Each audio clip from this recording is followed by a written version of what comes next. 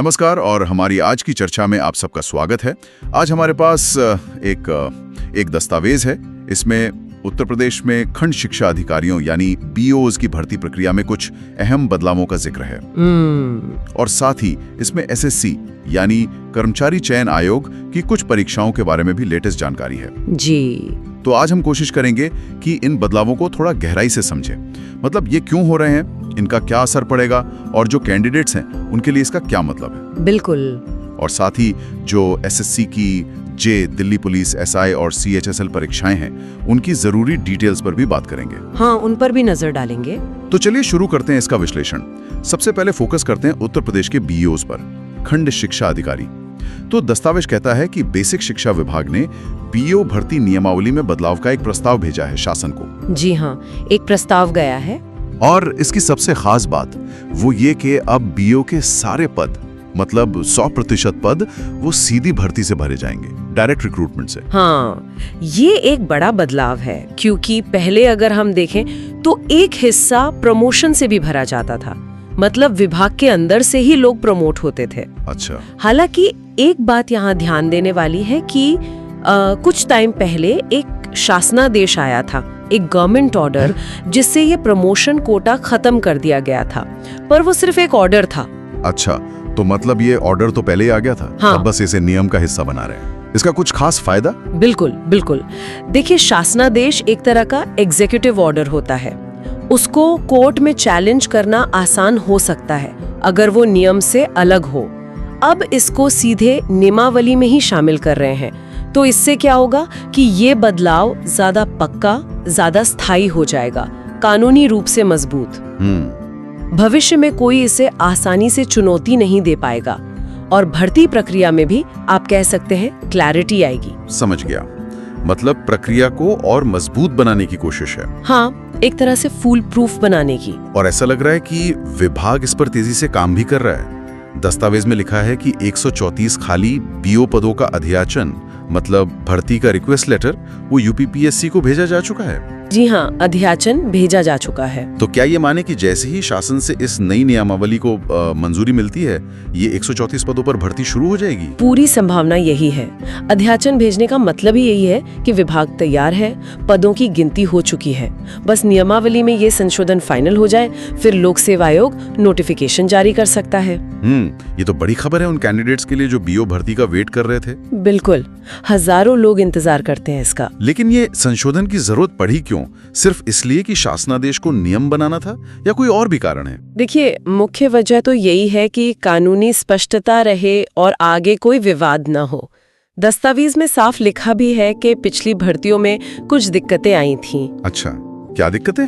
उसमें खास तौर पर जिक्र है 1992 के कुछ संशोधित नियमों का, और एक चीज थी समकक्ष योग्यता, मतलब इक्विवेलेंट क्वालिफिकेशन, उसको हटाने से जुड़े विवाद का। समकक्ष योग्यता, ये क्या मामला था?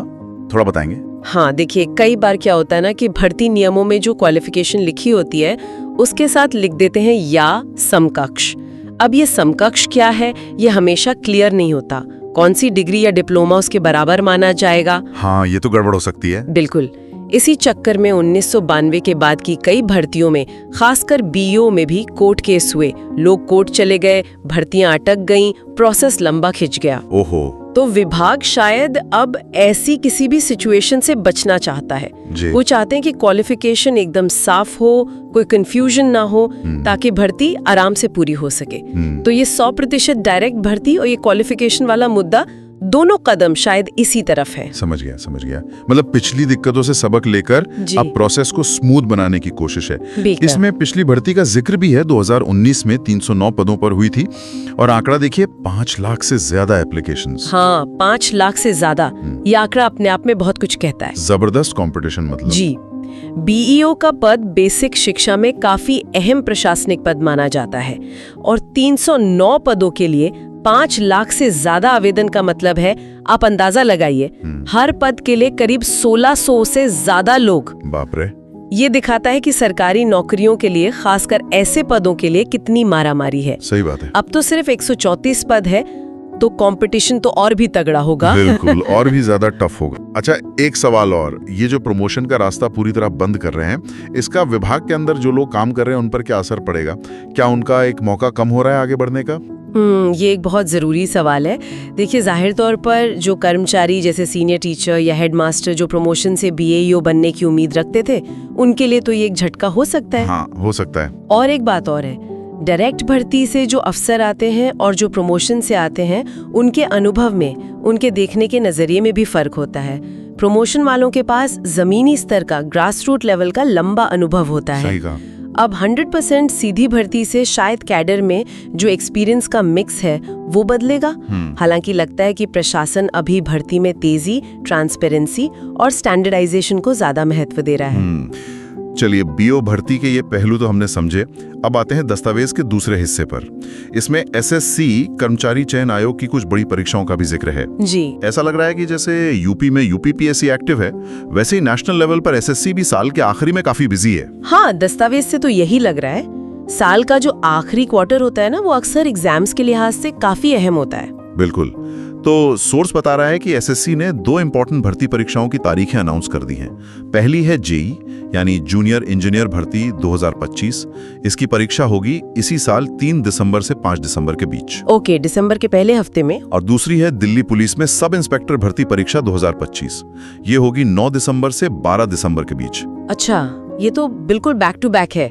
दिसंबर का पहला और दूसरा हफ्ता इन्हीं 2 बड़ी परीक्षाओं में निकल जाएगा। हाँ, जेई तो इंजीनियरिंग वालों के लिए है और दिल्ली पुलिस एसआई भी काफी पॉपुलर है। दोनों के लिए ही बहुत लोग तैयारी करते हैं। इनका ऐसे साथ साथ होना उन लोगों के लिए थोड़ा चैलेंजिंग हो सकता है जो शायद दोनों की या मिलती जुलती और परीक्षाओं की भी तैयारी कर रहे हो। ये तो है। अच्छा, क्या ये नॉर्मल है कि एसएससी साल के अंत में ऐसे एग्जाम्स एक साथ रखता है, या कोई खास वजह हो सकती है? ये थोड़ा मिला जुला पैटर्न रहता है। कई बार एसएससी का कैलेंडर ऐसा होता है कि कुछ महीनों में ज्यादा एग्जाम्स होते हैं। साल के आखिर में हो सकता है एडमिनिस्ट्रेटिव टारगेट पूरे करने का भी दबाव हो, या फिर एग्जाम सेंटर्स की अवेलेबिलिटी और लॉजिस्टिक्स के हिसाब से यही टाइम ठीक बैठता हो सकता है।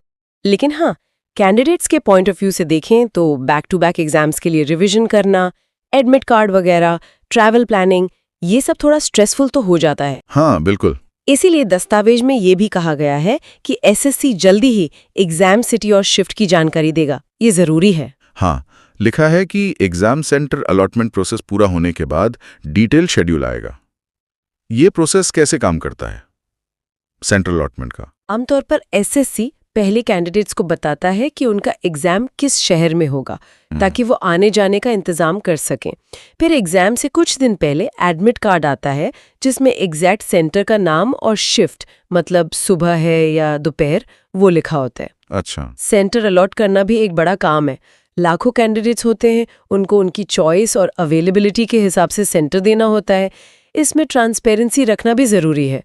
तो डिटेल्ड शेड्यूल तभी आता है जब ये सारी चीजें फाइनल हो जाती हैं। समझ गया। अच्छा, इन 2 एग्जाम्स के अलावा एक और बहुत बड़े एग्जाम का जिक्र है इसमें, एसएससी का CHSL संयुक्त उच्च माध्यमिक स्तरीय भर्ती 2025 की टियर 1 परीक्षा। हाँ, CHSL तो बहुत ही बड़ा एग्जाम होता है। और ये भी इन्हीं तारीखों के आसपास है। हाँ, ये 30 नवंबर से शुरू होकर 12 दिसंबर तक चलेगी। अरे, मतलब जेई और एसआई एग्जाम्स के साथ ओवरलैप भी कर रही है। और इसका स्केल देखिए, सिर्फ यूपी और बिहार के 13 जिलों में 59 सेंटर्स हैं। और टोटल कैंडिडेट कितने? करीब 6,80,490। 6,80,000। हाँ। ये आंकड़ा तो जबरदस्त है ना?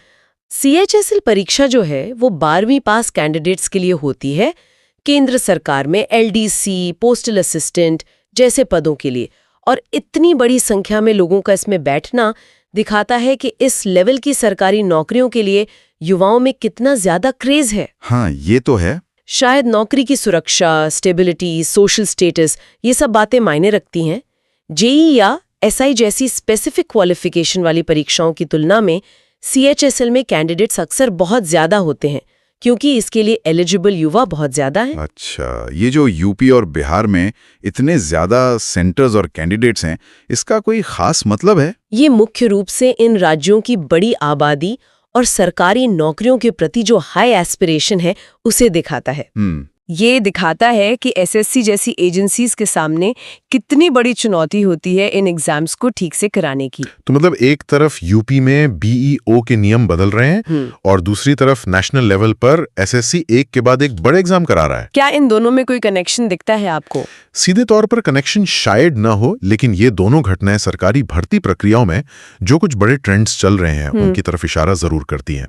पहला तो जैसा आपने कहा, पारदर्शिता और मानकीकरण पर जोर, जैसे बीईओ नियमों में बदलाव से दिखता है। हाँ। दूसरा, सरकारी नौकरियों की जो भारी डिमांड लगातार बनी हुई है वो सीएचएसएल के आंकड़ों से साफ है। बिल्कुल। और तीसरा, जो भर्ती एजेंसियां हैं उन पर समय पर और फेयर तरीके से एग्जाम कराने का प्रेशर, चाहे वो राज्य की यूपीपीएससी हो या नेशनल लेवल की एसएससी, दोनों ही बड़े पैमाने पर रिक्रूटमेंट ड्राइव चला रही हैं और ये देश में रोजगार की सीन का एक अहम पहलू है।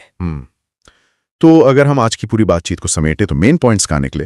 पहले बात तो यह कि यूपी में बेसिक शिक्षा विभाग अब बीईओ के सारे पद सीधी भर्ती से भरने की तैयारी में है। जी।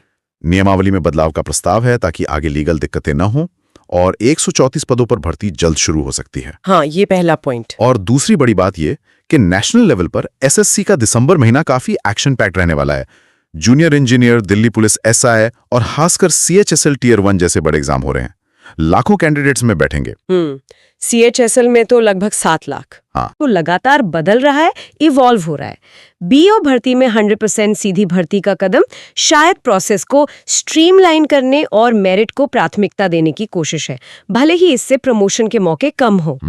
और वहीं एसएससी परीक्षाओं का ये जो क्लस्टर है, ये दिखाता है कि भर्ती एजेंसियां साल भर एक्टिव रहती हैं और कैंडिडेट्स को हमेशा तैयार और अपडेटेड रहने की जरूरत है।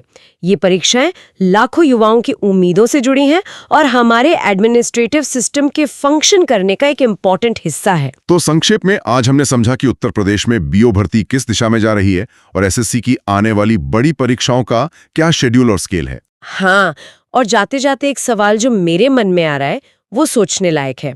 हमने बात की कि बीओ भर्ती में प्रमोशन कोटा खत्म हो रहा है और पिछली कानूनी दिक्कतों की भी।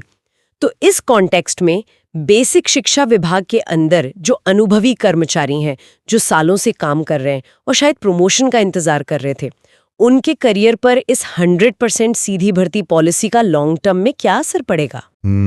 ये सोचने वाली बात है। क्या सिर्फ बाहर से भर्ती पर जोर देने से विभाग के अंदर जो एक्सपीरियंस का बैलेंस है या जो कर्मचारियों का मोराल है उस पर कोई असर पड़ सकता है?